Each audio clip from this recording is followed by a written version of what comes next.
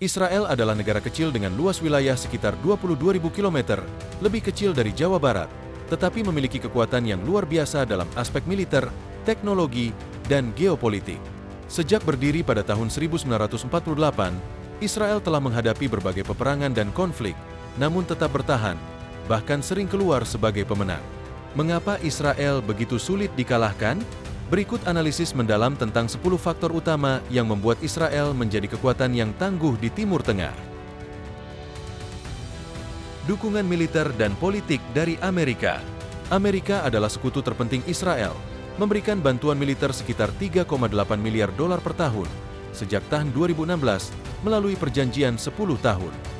Bantuan ini mencakup senjata canggih, jet tempur F-35, drone, sistem misil, pembiayaan proyek pertahanan, seperti Iron Dome. Dukungan politik di PBB, Amerika sering memveto resolusi yang mengecam Israel. Selain itu, AS memberikan Israel akses ke teknologi militer rahasia dan latihan bersama, memperkuat kemampuan tempur IDF, Israel Defense Forces. Intelijen terkuat di dunia, Mossad, Shin Bet, dan Aman.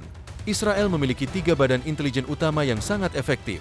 Mossad, intelijen luar negeri, bertugas misi rahasia, pembunuhan target, sabotase, dan cyber warfare.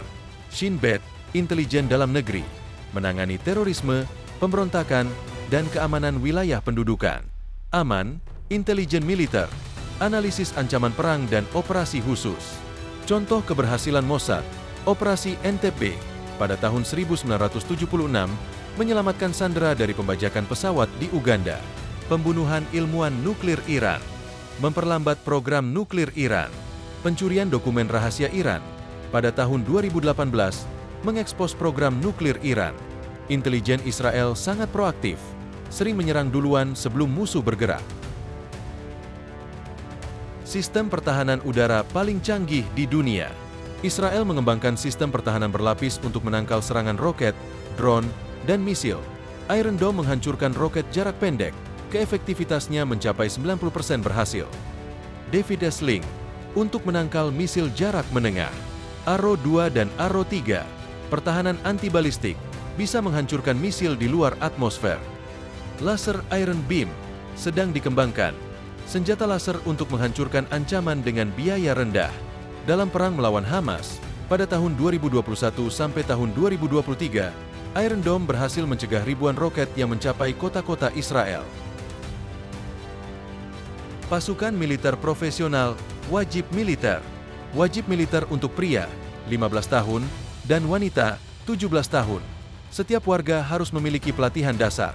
IDF, Israel Defense Forces, dianggap salah satu militer paling efisien di dunia. Pasukan khusus elit, Sayeret Matkal, Shayetet 13, melakukan operasi rahasia seperti pembunuhan target musuh.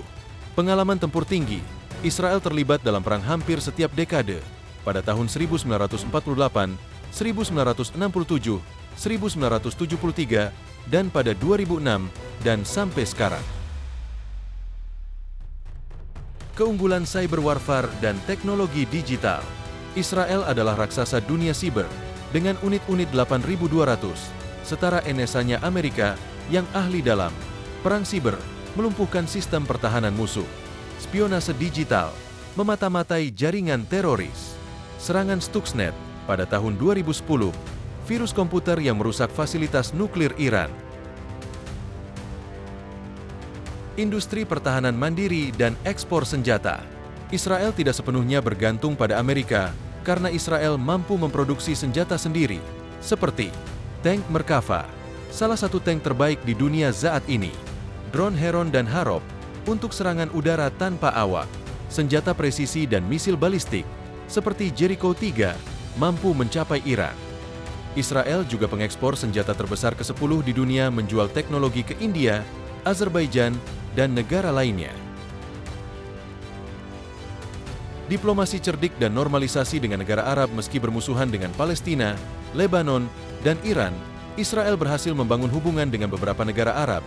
Perjanjian Abraham, pada tahun 2020, normalisasi dengan UAE, Bahrain, Maroko, Sudan.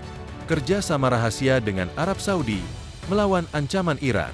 Hubungan kuat dengan India dan Yunani memperluas aliansi di luar Amerika. Mentalitas dalam perang dengan berkata, kalah berarti punah. Sejarah Holocaust dan permusuhan dengan negara Arab membuat Israel memiliki sikap survivalis ekstrim. Doktrin Begin, Israel akan menyerang duluan jika ada ancaman eksistensial, seperti serangan nuklir. Masyarakat siap perang. Setiap warga dilatih untuk bertahan dalam konflik. Senjata nuklir dan kebijakan ambigu. Israel tidak mengakui tetapi dipercaya memiliki 90 hulu ledak nuklir, dengan kemampuan serangan kedua, Second Strike, melalui kapal selam. Ini membuat musuh berpikir dua kali untuk menyerang Israel secara besar-besaran. Sensor dan pengawasan elektronik. Sensor-sensor canggih, yang meliputi kamera pengintai, detektor gerakan, dan teknologi pemantauan elektronik lainnya, juga berperan besar dalam sistem pengawasan ini. Sensor-sensor ini dipasang di berbagai lokasi strategis, seperti di sepanjang dinding pemisah yang membatasi wilayah tepi barat dan Israel, serta di sekitar pos-pos militer. Sensor-sensor ini mampu mendeteksi dan merekam pergerakan individu atau kendaraan yang melewati area yang dipantau. Selain itu, sensor-sensor tersebut juga dapat digunakan untuk mengidentifikasi tanda-tanda bahaya, seperti ledakan atau aktivitas mencurigakan lainnya. Penggunaan sensor ini memberikan keuntungan dalam mengawasi wilayah yang luas dan terisolasi, terutama di daerah-daerah yang rawan pergerakan kelompok militan. Musuh yang terpecah belah. Hamas versus Fatah. Palestina terbelah antara Gaza, Hamas, dan tepi barat, Fatah. Konflik Sunni Syiah, Arab Saudi versus Iran melemahkan persatuan melawan Israel. Suriah dan Lebanon lemah, tidak mampu melawan Israel secara langsung. Mengapa Israel hampir mustahil dikalahkan? Israel menggabungkan teknologi canggih, intelijen brutal, dukungan Amerika, mentalitas bertahan hidup, dan kelemahan lawan untuk mempertahankan dominasinya. Meski begitu, ancaman seperti perang asimetris, gerilya, tekanan global, dan ketegangan internal tetap menjadi tantangan. Apakah Israel benar-benar tak terkalahkan?